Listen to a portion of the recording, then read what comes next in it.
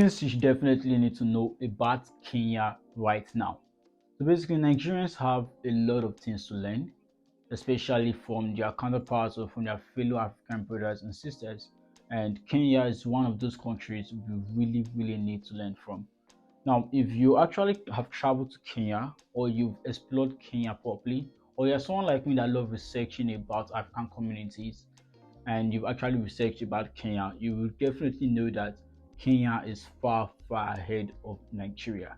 I know you might not agree with this right now, but here are some reasons I'm going to be dropping in this video. So do want to watch it to the very end so you can get some notable reasons why I said Kenya is moving ahead of Nigeria. Definitely Nigeria needs to cut down on these issues that it has and follow the right path that even Kenya is following.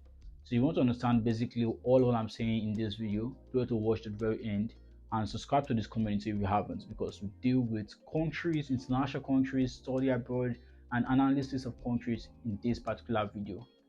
Alright, so basically first on our list that Nigeria needs to learn from Kenya is the fact that Kenya is less corrupt. If you check out the Nigerian system properly, corruption takes the heel in Nigeria.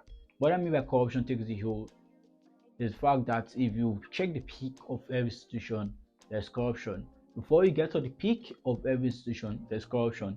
If you're at the bottom from the gatesmen, there's corruption. And this actually has fed deep into our nation's growth and has made us stunted for a lot of years right now. I've heard historians actually study different countries and they've actually let us know that Nigeria would have been one of the best countries in the world based on the fact that its laws are favorable to its citizens, except for the fact that corruption rules in Nigeria. I believe that is one thing Nigeria needs to learn from Kenyans, because in Kenya corruption there's less, alright, compared to Nigeria. Nigeria cannot just be fought with when it comes to corruption. I have personal examples where this corruption stopped a lot of Nigerians from actually getting admission into universities, and this is a very bad state, right, for Nigeria. Now, second on the list we're going to be talking about right now is the internet connection. Now, Nigerians need to really learn from the Kenyans when it comes to their connectivity. Now, I spent roughly in the month of September, I actually subscribed to my Glow line with 5,000 naira, and that was by a mistake. And then secondly, I applied subscribe to my MTN line with 8,000 naira for 2 months subscription. That's September, October, which is still on to some extent. Normally, if I just subscribe 5,000 naira subscription, it doesn't last for more than 2 weeks. So you can clearly see I've subscribed about 13,000 naira in under 2 months, and I'm still trying my best to make sure that this subscription is okay by adding additional Wi-Fi connectivity so I can work my normal data spending. Now, this is very expensive as opposed to other countries, especially Kenya, where internet connectivity is faster than that in Nigeria. You cannot compare someone earning, some people actually earn 15,000 naira per month. I've discussed people that earn 12,000 naira per month and spending 13k plus on data, raising that factor in. So if there are people that actually spend on data and they're spending other people's salary, it should tell you that definitely this internet connection is expensive. It might not look too expensive to me, analyze this from the average man in Nigeria. So Kenya is beating Nigeria hands down in that part, and Nigerian government, Nigeria society, even the private companies or public companies in Nigeria need to actually help matters when it comes to our internet connection. Number 3 on our list currently is with respect to education. Yes, I actually deal with the education sector a lot on this channel. If you watch on my videos, you notice fully well that I travel to universities, do tours in universities, talk about the steps to apply to some universities, mainly outside the country, not necessarily Nigerian universities, and then make sure that yes, you get access to the university applications, scholarships, and most likely I can guide you in some Nigerian schools. If you want me to do that, say it in the comment section. So now, if you understand fully well that I normally focus on education sector, you know fully well that I talk about traveling out. Not that I'm telling you to japa, just go and study, because the education system in Nigeria is really bad. I'll take this for an example. In Nigeria, strike occurs nearly every session. If it's not 1 week strike, it's 2 week strike. If it's not 2 week strike, 1 day demonstration. If it's not 1 day demonstration, is our ASU normal 8-month strike. And that has really affected the system of education in Nigeria and has affected the growth of the country at large. Right now, this is opposed to Kenya, where school is very fast based on research and analysis. You can do your own research. Let me know in the comment section what you think about it. Because in Kenya, If you're going for 4 years of school, you know you're going for 4 years of school. Going for 5 years of school, you know you're going for 5 years of school. You're going for 6 years of school, you know it's 6 years of school. So that means definitely what you get in your admission letter is what you're going to work with in graduate, just like schooling in the US or in the UK.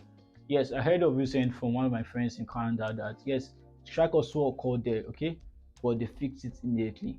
This is not like Nigeria's strike that affects matters. Right. So with that talked about when it comes to the education sector, we're going to the next one list, which is the health sector. Health sector in Nigeria is really, really appalling. I must say that. Apart from corruption in the health sector too, I have the fact that Nigerian doctors, no matter what you think about it, whether medical doctors are paid well or not, to me they are not paid well. Right?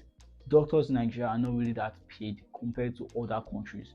I've not heard of situation of some colleagues of yours talking about traveling from Nigeria as a medical doctor to the UK, to Canada, to other African countries, just like Kenya, to actually continue their medicine profession there. If you've not, an example from my friend. My friend actually studies in a Nigerian university. He has not even graduated, and he has made provision with his parents already on how he's going to travel out of the country immediately he finishes. To tell you that he's not even willing to stay in Nigeria because Nigeria system don't support medical doctors that well, right? So if you want to actually make the health center in Nigeria to have high quality, high standard, at least the standard of living of doctors should be taken into consideration. Yes, I'm not studying medicine, but I know health matters a lot to every human out there. Basically, you should focus on health when actually thinking about Nigeria's growth. And again, the infrastructure of the Nigeria health system is really, really poor. There are so many hospitals with lack of amenities that we need to get in those hospitals. There are so many hospitals with few doctors due to a lot of them jackpying, and there are some of them that just there without function. So we actually need the government, public sector, private sector, everyone hands on deck, actually make Nigeria better with that. Next on our list right now is the religion sector. Yeah, in Nigeria, I love the fact that we're diverse. We have a lot of cultural groups, just like Kenya. And in Kenya, successfully, the culture is cool, the religion is cool, just like how we have in Nigeria, Christian, Muslim, traditional, several other religions, because you can't stop religion, right? But there's one thing I need to mention. In Nigeria, if I've seen a country with most, like the word, holy people, I'll use the word Nigeria. Yes, Nigeria is great for loving their religion, but it's not to the fact that you don't do your duties and you expect God to help you. Just like praying for the country to become better and you involve in corrupt practices, you don't do things that make the country become better and you're still doing that. So that's something I find odd. I don't know if it happens in Kenya, you just let me know in the comment section. I find it odd in Nigeria that we pray for things, we serve God, cool, we pray for things, I'm Christian, but we don't actually do the right thing to get there. Just like you praying to become the first in your class, or you praying to make a 1K dollars very soon, or your first $1 million very soon, and you're literally sleeping on your bed.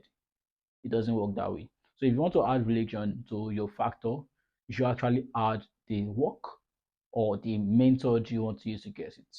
So I believe with this, we've actually talked about where Kenyans are actually doing well compared to Nigeria, ranging from the health sector to education sector to corruption, and see how that means. And we should know that this is really affecting the Nigerian economy.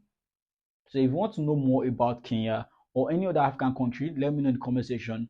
I'll do a proper comparison of this in another video. If you actually enjoyed this video, do want to like this video and do want to stay tuned for the next 10 seconds on what YouTube will be recommending for you to watch. See you in the next one, guys. If you haven't subscribed, subscribe and see you there. Peace.